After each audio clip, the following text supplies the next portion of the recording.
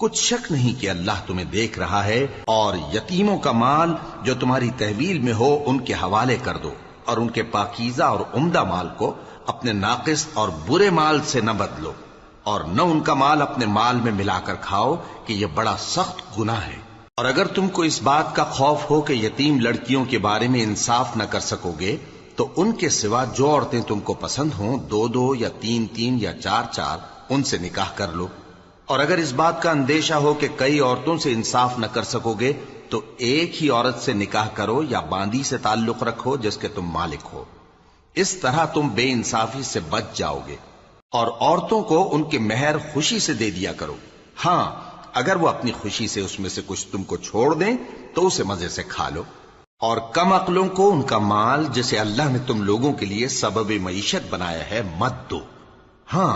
اس میں سے ان کو کھلاتے اور پہناتے رہو، اور ان